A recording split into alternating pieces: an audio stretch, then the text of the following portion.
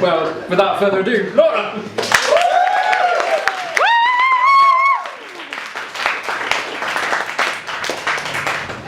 This one's called So Many Bitches.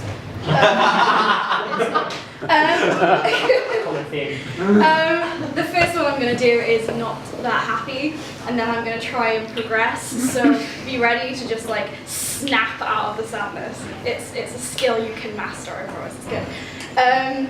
So the first one is called Haunted. Little girls are scared of monsters under the bed.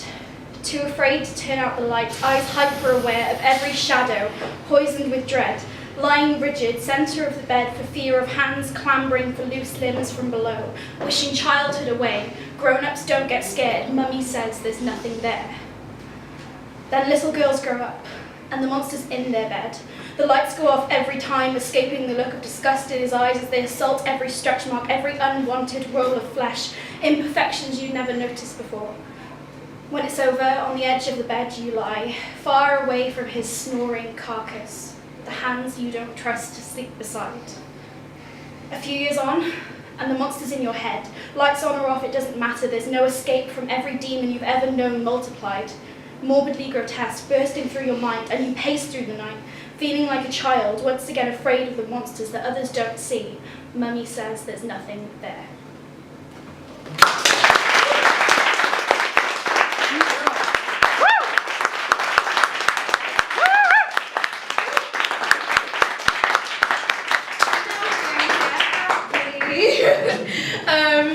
So this is a poem I wrote. I was looking at this one, I haven't read it in a long time.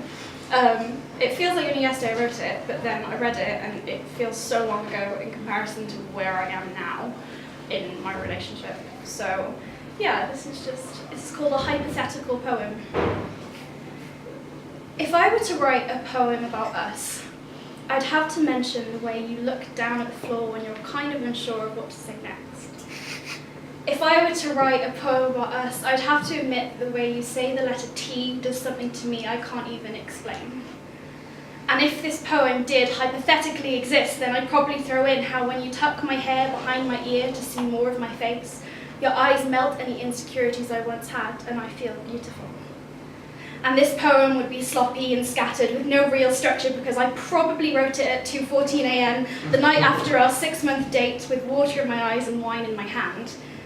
This romantic rambling would probably consist of astonishingly awful alliteration and hyperbole so bad you want to move country. I hear Wales is wonderful. Also, if I did write a poem about us and you ever heard it, my heart would be pounding in my chest the entire time, even if it doesn't seem like it, because your opinion matters more than I will ever let on. And if I ever did write a poem about us, I'd most likely casually slip in somewhere near the end how utterly and recklessly in love with you I am, how you make the nape of my neck feel like electricity and my heart strained with adoration, and this feeling hit me like a goddamn bus but more painful. And if I ever did write a poem about us, maybe I'd tell you you have quite a lovely nose.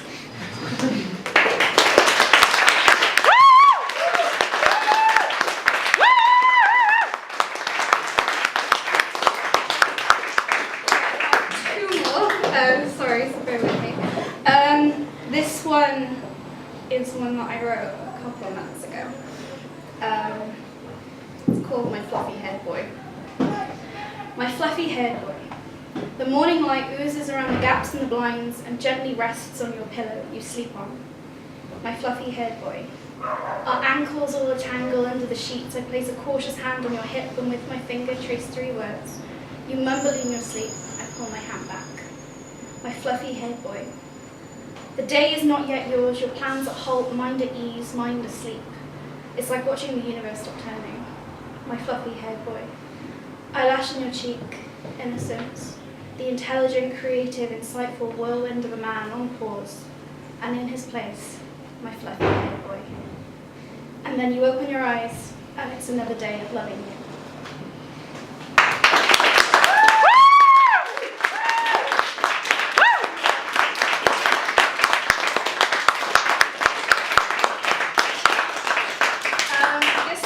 Is, I think, my favourite that I've written. I don't know, it certainly feels like the most, I don't know, I felt like this was the first poem that I really poured myself into, so Yeah, it's called, I've definitely read this one quite a few times before, but I like it. It's called Nostalgia.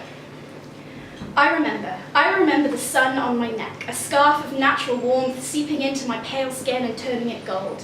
A childhood in the sun, when trees were castles and you were told that fairies lived between the blades of grass. Playing until sunlight turned to streetlight, and Mum's voice from the window called us back to reality. Home for chicken nuggets and chips, baked beans in a dish on the side. I remember the ring of the school bell, the clattering of chairs on tables, as girls wearing too much eyeshadow and boys drenched in aftershave gained freedom for the first time since 9 a.m. Plans to go bowling with the guy who made math class bearable. Your lips tingled at the thought of his kiss. I remember that night, the night. Math class guy now long gone, you have a new prince now. And it's time. His hands in your hair, breath on your neck, losing something never felt like gaining so much. Perfection. Your mind wanders years ahead to a wedding and children and buying sheets together. You're a woman now. And that should be the end of it. But nostalgia lies. The sun wasn't the protective blanket you felt it was, it burned you. Your skin stung for days along with your mother's words as she yelled, "How could you be so childish?" to a child. And a tree might have been a castle, but have you ever fallen out of a castle window and broken your arm? Because when you return and the fairies have gone, you'll never feel so alone. It's just a field now. And before the bell rang, you were confined by the pressure to be like them all. They may have worn too much makeup, but you didn't wear enough, and people laughed behind your back. And the guy from math was just a distraction from the numbers and figures that never made sense, from the graphs and the angles, from addition, subtraction, and the euphoria at the ring of the bell you remember, but you felt relieved for a reason you've chosen to diminish.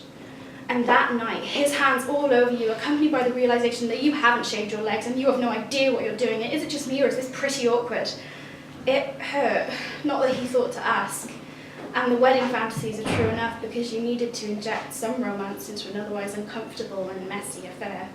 Needless to say, you didn't get married. And maybe in a few years' time, I'll look at today through those same rose-tinted glasses and see me, 20, a smile on my face, headphones in my ears, a work of fiction my mind created to survive.